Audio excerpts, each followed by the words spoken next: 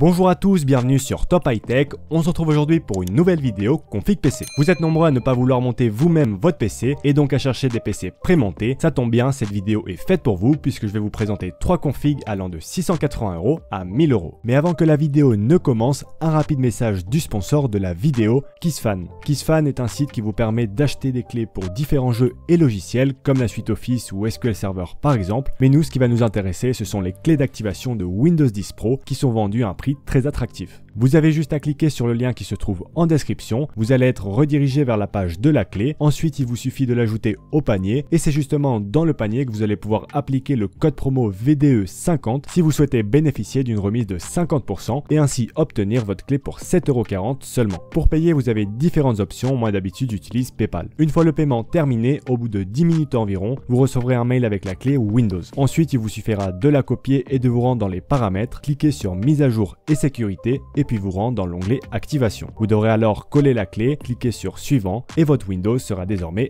activé. Je vous propose de commencer par la présentation du PC le plus abordable, un PC de chez Memory PC. Pour rappel, Memory PC c'est un revendeur allemand qui propose souvent des configs à très bon prix et qui en plus livre en France. Ce premier PC embarque un i3 10105F, un processeur de 10e génération avec 4 cœurs et 8 threads et une fréquence de 3,7 GHz de base pouvant atteindre jusqu'à 4,4 GHz en mode turbo. Pour du gaming, c'est un excellent processeur, il propose plus ou moins les mêmes performances que son grand frère l'i5 10400F. Par contre, si vous comptez faire du multitâche ou streamer, je vous conseille de passer à la gamme supérieure. Cet i3 10105F est couplé à une GTX 1660 Ti, une carte graphique de chez Nvidia avec 6 Go de VRAM en GDDR6, idéal pour du gaming en 1080p, qui va vous permettre de jouer à tous les jeux du moment en élevé dans de bonnes conditions. Pour voir en détail le reste des composants et faire quelques modifications, je vais cliquer sur configurer et commander. Au niveau du boîtier, on retrouve l'Aerocool Cyclone en version noire, un boîtier moyen tour assez bas de gamme que je vous recommande de changer si vous avez un peu plus de budget. Côté alimentation, on retrouve une alim de 600 watts no name et sans aucune certification. Pour le coup, ça me paraît indispensable de la changer. Pour 16 € de plus, je vous recommande la Be Quiet System Power 9. Pour ce qui est de la carte mère, maintenant on retrouve une H410MH S2 de chez Biostar. C'est vraiment le chipset le moins cher, ça permet de faire des économies. Globalement, vous n'aurez pas moins de performance qu'avec une carte plus haut de gamme, simplement moins de fonctionnalités disponibles. Pour le Ventirad, on pourra garder le Ventirad de base, sachant que cette i3 ne chauffe pas trop. Au niveau de la RAM, on retrouve une barrette de 16 Go. Pour plus de performance, je vous recommande de passer sur 2 barrettes pour profiter du dual channel. Côté stockage, on retrouve un SSD de 480 Go.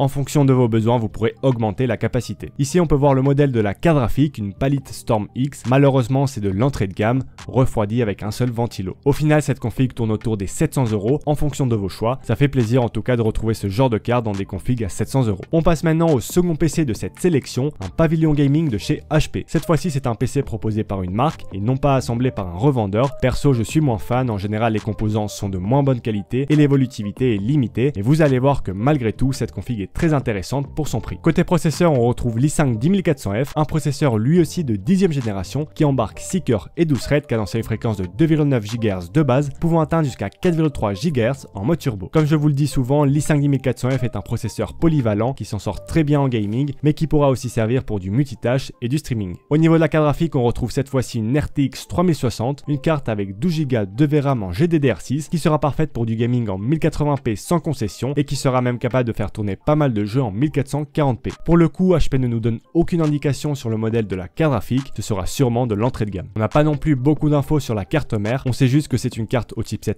H470 et qui propose du Wi-Fi et du Bluetooth. Sur cette carte mère, on retrouve une barrette de 8 Go cadencée à 2666 MHz. Je vous recommande d'ailleurs d'ajouter une seconde barrette pour plus de performance. Au niveau du stockage, on retrouve un SSD M.2 NVMe de 512 Go et à nouveau pas d'infos sur la marque. Finalement, on retrouve une alimentation de 400 watts et un boîtier propriétaire qui va fortement limiter l'évolutivité du PC. Côté prix, ce PC est actuellement disponible à 899 € chez Cdiscount via une ODR de 70 € avec Windows 10 inclus ainsi qu'une souris et un tapis de la marque. On arrive donc au dernier PC de cette sélection, le plus intéressant selon moi. Ce PC de chez Memory PC est doté lui aussi d'un i5 10400F mais c'est côté carte graphique qu'on passe à un niveau supérieur avec une RTX 3060 Ti, une carte avec 8 Go de VRAM en GDDR6 qui sera très performante en 1080p mais aussi en 1440p. Comme pour le premier PC, je vous propose de cliquer sur modifier la config pour voir ce qu'on retrouve à l'intérieur. l'intérieur. Niveau boîtier, on est toujours sur l'Aerocool Cyclone, donc encore une fois je vous conseille de le changer si votre budget vous le permet. Point positif concernant l'alimentation, cette fois-ci c'est la Be Quiet System Power 9 qui est directement sélectionnée, donc pas de supplément à prévoir. Côté carte mère, on retrouve à nouveau une H410M de chez MSI, cette fois-ci une carte entrée de gamme qui ne sera pas indispensable de changer. Pour le choix du ventirad, on peut garder celui de base car l'i5 10400F ne chauffe pas beaucoup non plus. Au niveau de la RAM, ça fait plaisir, on retrouve 16Go en dual channel et ce ne sera pas de la RAM verte puisqu'on nous donne le nom des marques disponibles. Finalement, côté SSD, on retrouve un NVMe de 512Go que vous pouvez bien sûr modifier si vous avez besoin de plus de place. Au final, la config revient à environ 1000 €, un prix que je trouve très intéressant pour le combo i5 10400F et RTX 3060 Ti. C'est déjà la fin de cette vidéo, j'espère qu'elle vous aura plu. Si c'est le cas, n'hésitez pas à la liker